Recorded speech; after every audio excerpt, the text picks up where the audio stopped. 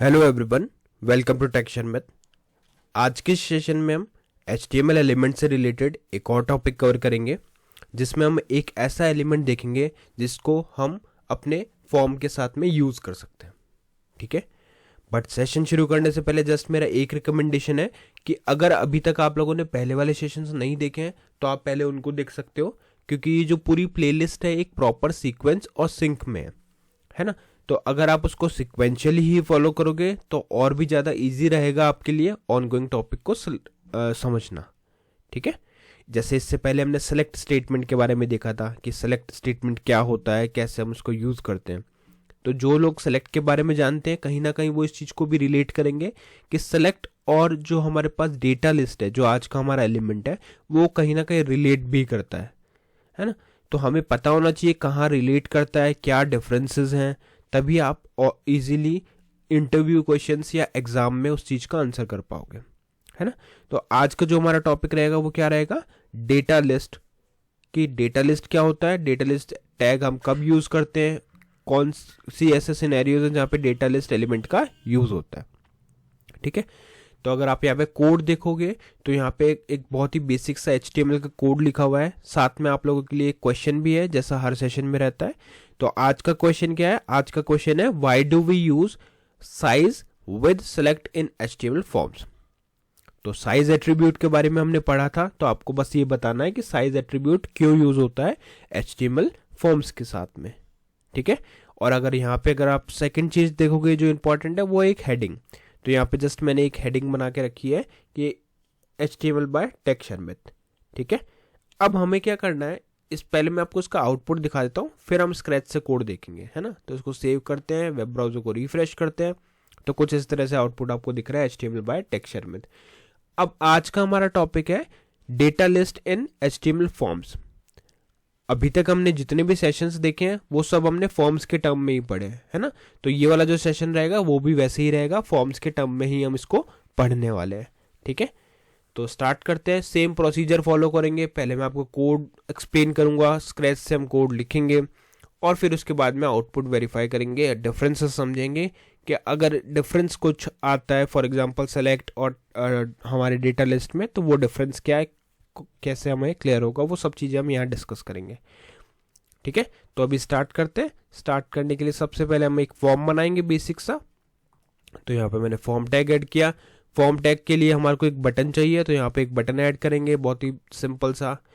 तो यहाँ मैंने बटन ऐड किया, बटन का नेम देंगे सबमिट। ठीक है, तो यहाँ लिख देते हैं सबमिट बटन, और इसका टाइप सेट करेंगे। तो यहाँ पे आ जाएगा टाइप, और ये टाइप भी क्या होगा, सबमिट टाइप होगा। अब इसको करते हैं सेव, वेब ब्राउजर को रिफ्रेश, तो एक बटन आपको यहाँ दिख रहा है। बट अभी के लिए अगर मैं इस बटन पे क्लिक करूंगा तो कुछ भी परफॉर्म नहीं होगा। क्यों? क्योंकि मैंने यहाँ पे कोई भी एक्शन स्पेसिफाई नहीं किया हुआ। तो यहाँ पे एक एक्शन स्पेसिफाई कर देते हैं, एक्शन डाल दिया और यहाँ पे लिख दिया TSPGM10। तो ये क्या करेगा, जैसे ही मैं इस बटन पे क्लिक करूंगा तो मेरे फॉर्म का जो भी डेटा होगा उसको कलेक्ट करेगा, कैप्चर करेगा और उसको मूव कहाँ कर देगा, TSPGM10 पे, इस पेज पे। ठीक है, ये क्या है, जस्ट एक नॉर्मल HTML पेज है जो हमने पहले खुद ही बनाया था इसी सीरीज में। ठीक है, TSPGM10 मतलब 10th वाला जो वीडियो था उसमें हमने ये डिस्कस किया था। ठीक है, तो एक फॉर्म बना लिया बेसिक और उसमें एक बटन बना लिया। अब बात करते हैं कि डेटा लिस्ट होता क्या है। देखो, अगर मैं आपको सिंपलेस्ट टर्म में इस चीज को समझाऊं तो डेटा लिस्ट भी एक ऐसा एलिमेंट है जो यूजर्स को ऑप्शंस प्रोवाइड करता है एज ए सजेशन। ठीक है, अब इसमें यूजर क्या कर सकता है, या तो उन सजेशंस को पिक कर सकता है डायरेक्टली। ठीक है, फॉर एग्जांपल अगर मुझे कोई एक ऐसा इनपुट फील्ड बनाना है जहां पे मैं यूजर्स को शो करूंगा कि ये 5 टाइप के या 4 टाइप के या 3 टाइप के ब्राउजर्स हैं जो आप यूज कर सकते हो, जो आप इसमें की इन कर सकते हो। ठीक है, और उसमें एक लिस्ट दे देंगे कि क्रोम है, फायरफॉक्स है, सफारी है, एज है, ओपेरा है, इस तरह से। तो अब यूजर के पास क्या ऑप्शन है, या तो वो जो हमने सजेशन लिस्ट दी है उसमें से डायरेक्टली पिक कर लेगा। फॉर एग्जांपल मुझे लगा कि हाँ ये जो ब्राउजर है ये मुझे सिलेक्ट करना है, बट इन केस अगर यूजर को वो सारे ऑप्शंस यूजलेस लगते हैं, मतलब यूजर को नहीं ऑप्ट करना उन ऑप्शंस को, तो वो खुद से भी उसमें वैल्यू को इंसर्ट कर सकता है। तो यही सबसे बड़ा डिफरेंस रहता है किसमें, डेटा लिस्ट में और सेलेक्ट में। ठीक है, क्योंकि आपको पता है, जिन्होंने सेशंस देखे हैं सिलेक्ट किए, उनको पता है कि सिलेक्ट में हम ऐसे यूज़र को कोई ऑप्शन देते नहीं है। सेलेक्ट में जो प्री डिफाइंड ऑप्शन होते हैं यूज़र को उसी में से ही, सॉरी, ऑप्शन हम देते हैं बट ऐसा मैकेनिज्म नहीं देते जिसमें यूज़र खुद से उसको की इन कर सके, है ना। ऑप्शंस रहता है, ऑप्शंस ही ऐसी चीज़ है जो दोनों में कॉमन है। प्री डिफाइंड ऑप्शंस दोनों में रहते हैं, बट डिफरेंस की बात करें तो डेटा लिस्ट में आपके पास एडिट का ऑप्शन रहता है, वहीं पे अगर हम बात करें हमारे सेलेक्ट की तो वहाँ पे एज सच कोई ऑप्शन बाय डिफॉल्ट नहीं रहता।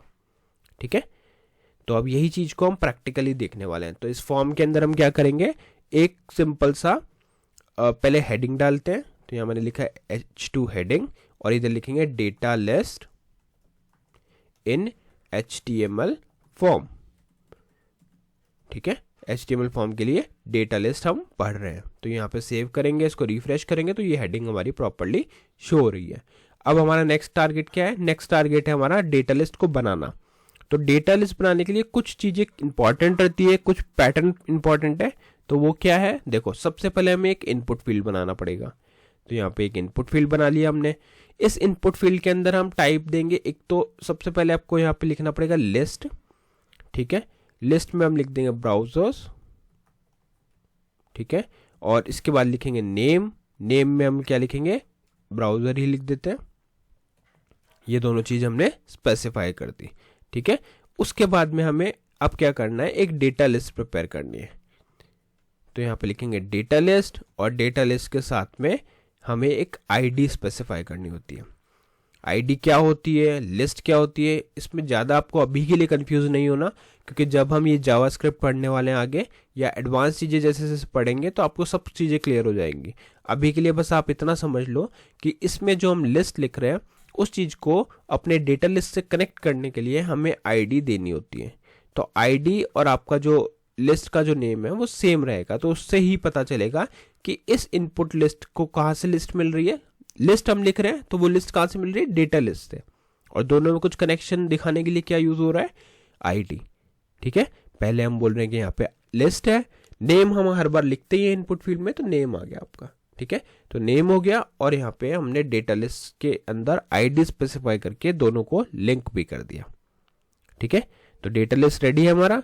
अब इस डेटा लिस्ट के अंदर बस हमें ऑप्शन स्पेसिफाई करने हैं। तो यहाँ पे लिखेंगे ऑप्शन, और इस ऑप्शन के अंदर हम क्या लिख देंगे, यहाँ पे इसको ऐसे लिखते हैं।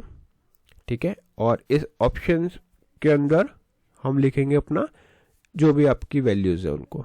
तो यहाँ पे मैं लिख देता हूँ पहले, जैसे इधर लिखेंगे हम वैल्यू, और वैल्यू के साथ में लिखेंगे क्रोम। ठीक है, ये हो गया हमारा पहला ऑप्शन। उसी तरह से अब आप, अच्छा एक बार एक काम करते हैं, इसको इस तरह से लिख के देखते हैं, खाली ये करते हैं सेव, वेब ब्राउजर को रिफ्रेश, तो यहाँ पे कुछ इस तरह से आ रहा है। अब यहाँ पे आप देख रहे हो ड्रॉप डाउन का ऑप्शन है, तो यहाँ पे जैसे यूजर सेलेक्ट करेगा क्रोम को और क्लिक करेगा सबमिट पे, तो आपका जो ब्राउजर है वो डेटा सबमिट क्या कर रहा है, क्रोम वैल्यू को सबमिट कर रहा है। ठीक है, पर एक एडवांटेज भी है यहाँ पे। अभी एडवांटेज क्या है, फिर से रिफ्रेश करें तो इस पेज में अगर मुझे ABC लिखना है, सबमिट करना है, तो मैं वो भी सबमिट कर सकता हूँ। ठीक है, तो ये टोटली डिपेंड करता है कि आपको यहाँ पे क्या वैल्यू स्पेसिफाई करनी है। आप चाहो तो ये सजेशन लिस्ट है एक तरह से, उस जो भी सजेशन लिस्ट है वहां से आप डेटा पिक कर सकते हो, या फिर आप खुद की वैल्यू भी असाइन करवा सकते हो। ठीक है, हमने यहाँ पे लिखा क्रोम, इसी तरह से अगर मैं यहाँ पे जैसे लिख देता हूँ गूगल क्रोम, ठीक है, और सेव करते हैं और रिफ्रेश करते हैं, तो अभी अगर आप ऑप्शन देखोगे तो आपको क्या दिख रहा है, क्रोम वैल्यू में आ रहा है और Google Chrome as a shadow आ रहा है। क्यों, क्योंकि यहाँ पे नॉर्मली क्या होता है, जब डेटा लिस्ट की बात होती है तो हम डायरेक्टली वैल्यू ही स्पेसिफाई करते हैं। ये पोर्शन आप हटा दोगे, सेव करोगे और रिफ्रेश करोगे तो कुछ इस तरह से आउटपुट आपको दिखेगा, डायरेक्टली क्रोम। ठीक है, तो इस केस में आप ऑप्शन को यहाँ पे डायरेक्टली भी स्पेसिफाई कर सकते हो वैल्यू के साथ, क्योंकि हम यूजर को और कोई ऑप्शन शो नहीं करने वाले उस केस में। ठीक है, तो एक कुछ और ऑप्शंस करते हैं ऐड, जिससे आपको क्लियर होगा। और इस तरह के ऑप्शन को हम कैसे लिखते हैं, देखो यहाँ पे अगर आप इस तरह से लिखोगे सेल्फ क्लोजिंग, एक बार वापस बैक करता हूँ, यहाँ हम लिखेंगे ऑप्शन, ठीक है, और ये ऑप्शन को हम लिख देंगे नेक्स्ट लेवल। ओके, यहाँ लिखेंगे वैल्यू, फिर से वैल्यू में आ जाएगा फॉर एग्जांपल फायरफॉक्स, तो यहाँ पे आ गया हमारा फायरफॉक्स। फिर इसके बाद में करेंगे एंटर, फिर एक और ऑप्शन लेते हैं हम, ठीक है, और यहाँ पे हम दे देते हैं ऑप्शन सफारी, ठीक है। तो कुछ मैंने ऑप्शन यहाँ पे इधर नहीं लिखेंगे, इसको यहाँ से इसको रिमूव करते हैं अननेसेसरी पार्ट को, और इधर लिख देते हैं वैल्यू में सफारी। तो कुछ टैग्स ऐसे होते हैं जिसमें आप है ना ट्राई करके देख सकते हो। ऐसा नहीं है कि आपको सेम पैटर्न ही फॉलो करना, अगर आपको लगता है कि कुछ इसमें एनहांसमेंट करने तो वो आप कर सकते हो अपने रिक्वायरमेंट के अकॉर्डिंग। बट जस्ट अभी मैं आपको एक एग्जांपल बता रहा हूँ कि कैसे ये यूज़ होता है। तो इन ऑप्शंस में आपको जो भी सिलेक्ट करना है वो आप सिलेक्ट कर सकते हो। इन केस आपको लगता है कि नहीं मुझे कुछ और वैल्यू स्पेसिफाई करनी है तो वो भी हम यहाँ पे कर सकते हैं, ठीक है। तो ब्राउजर्स में क्या आ गया, टेस्ट, या फॉर एग्जाम्पल अभी अगर हम रिफ्रेश करें तो हमारी लिस्ट में क्या क्या शो हो रहा है, क्रोम, फायरफॉक्स, सफारी और लास्ट 2 जो हमने एंटर किए थे, है ना। तो इसकी जगह आपको एज लिखना है तो आप एज भी यहाँ पे लिख के सबमिट कर सकते हो, ठीक है। तो आई होप आज का ये पूरा सेशन आपको क्लियर हुआ होगा कि क्या होता है डेटा लिस्ट, क्यों हमें इसको यूज करना आता है, कौन से ऐसे सिनेरियोज हैं। तो सिनेरियो यही है कि जब भी आपको एक सजेशन लिस्ट प्रोवाइड करनी है यूजर को और साथ में उसको अलाउ भी करना है अपने अकॉर्डिंग वैल्यू को की इन करने का, तो उस केस में हम क्या यूज करते हैं, डेटा लिस्ट का। इंपॉर्टेंट टर्म्स क्या है, एक इनपुट फील्ड बनाना है, उसमें लिस्ट स्पेसिफाई करने की कौन सी लिस्ट को रेफर करेगा यूजर ब्राउजर, और उस लिस्ट के लिए आपको एक डेटा लिस्ट भी प्रिपेयर करनी है जिसमें आईडी से आप उन दोनों को लिंक करोगे, और नेम क्या रहेगा, ब्राउजर्स। तो जब भी आप इसको एक्सेस करोगे तो किस नेम से करोगे, ब्राउजर्स नेम से, ठीक है। तो इसके लिए इतना ही था आज के सेशन के लिए, और अब मैं आपसे रिक्वेस्ट करूंगा कि आप इस क्वेश्चन का आंसर जरूर शेयर करें कमेंट सेक्शन में, जिससे जिन लोगों को उसका आंसर नहीं पता वो डायरेक्टली उसको रेफर कर लेंगे, और जो लोग कंसिस्टेंटली अपने आंसर शेयर करेंगे कमेंट्स में उनका नेम भी अपकमिंग सेशंस में स्पॉटलाइट होगा। So thank you for watching tech शर्मत।